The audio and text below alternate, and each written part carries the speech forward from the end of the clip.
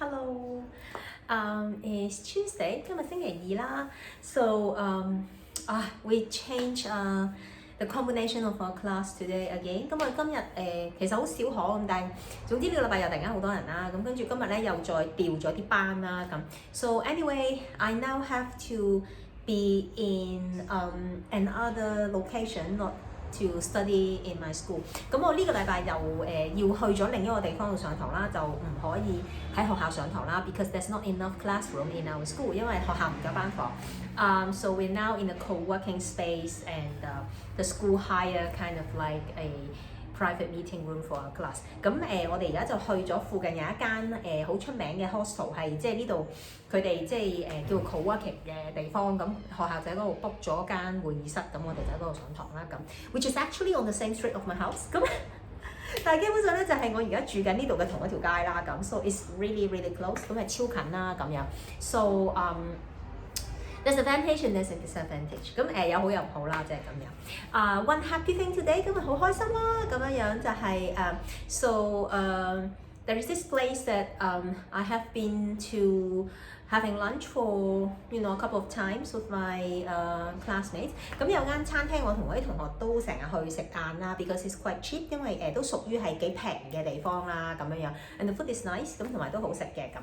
And then a few weeks ago when I was there, I saw a guy。咁幾個禮拜前啦，去食嘅時候咧，就見到有個男人咯，見到條仔啦咁樣。And so he was like to me he's really good looking。咁對我嚟講超靚仔啦，超有型啦。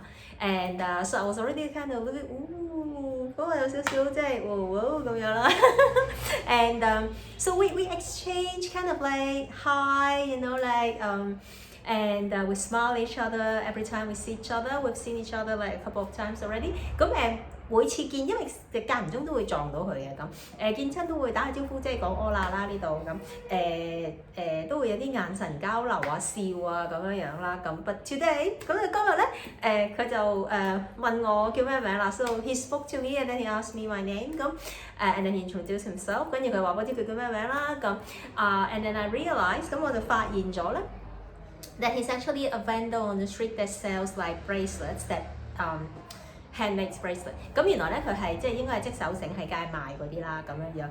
And so because I was with my classmate， 咁我同我兩個同學一齊嘅咁樣樣啦。So like we just kind of like politely exchange names and then I was sitting on the table and then he was just like on the table next to us。咁佢其實我哋到嘅時候佢已經係差唔多食完啦，佢隔離台咁樣樣啦咁。咁因為我同啲同學一齊啦，咁所以同啲同學傾偈咁樣樣，咁我哋就打招呼，即係交換咗名，咁我哋就冇啦咁樣，咁但係即係間唔中都有啲眉來眼去啦咁。And then at one point he told me that he was making this bracelet for me， 咁跟住佢就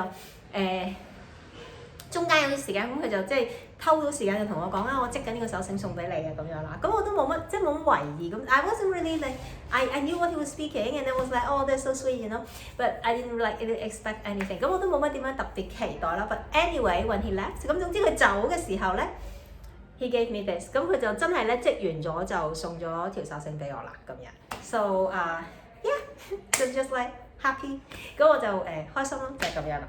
But we didn't speak further， 但我哋又冇講其他嘢啦咁樣樣。But I'm so sure like we're going to meet again。咁我覺得應該都係會再撞到嘅。But anyway，let's get to reading。咁我哋就正式開始讀書啦。Read to Resist Day 298。當閱讀也是抗爭第298日。A Concise History of Hong Kong by John Carroll。香港簡史從殖民地至特別行政區，著者高馬可，譯者林立偉。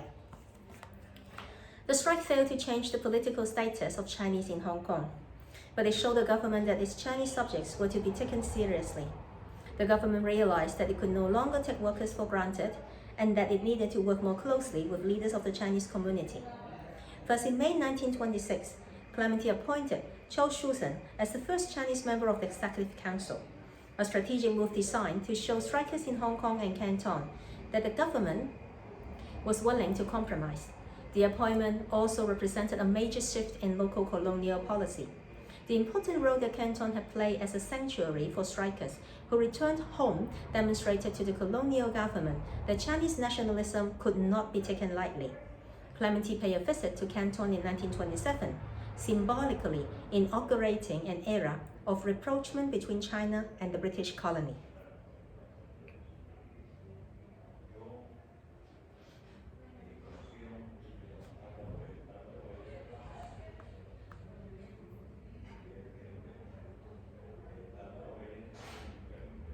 大罷工沒有改變香港華人的政治地位，但它令政府警覺到不能輕忽對待華人子民。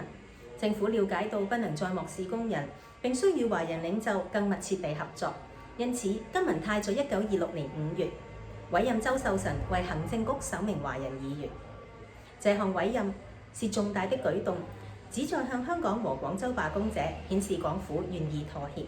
另外，也是香港殖民政策丕變的象徵。廣州為回家的罷工者發揮庇護所的重要作用，向殖民地政府顯示對於中國民族主義不能掉以輕心。金文泰在1927年訪問廣州，象徵中國與這個英國殖民地開始進入恢復和睦關係的時代。So this is the end of today's reading。咁我哋今日就讀到呢度啦。And so that's it 。I'm nothing to add to it。咁我冇其他補充啦。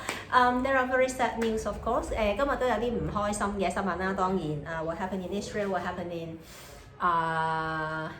US-Mexico border and what's going on at the border of Ecuador and Colombia that affects like the indigenous community。以色列啦又殺咗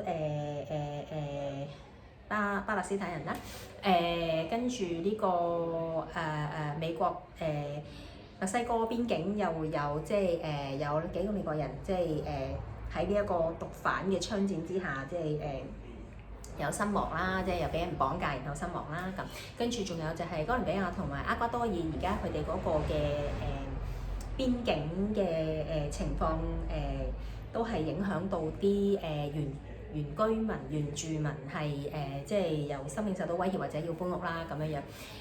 And then also like the food program for the Rohingya 當然仲有羅興亞人佢哋而家食物短缺嘅問題啦。咁many problems of course 咁好多問題。But we just have to seize today。我哋只能夠做嘅嘢就係盡量感恩，每一日都有小感恩啦咁 ，so 小確幸啦咁樣。So anyway, so this is it for today。咁今日就嚟到呢度啦，聽日再見，see you again tomorrow。Bye。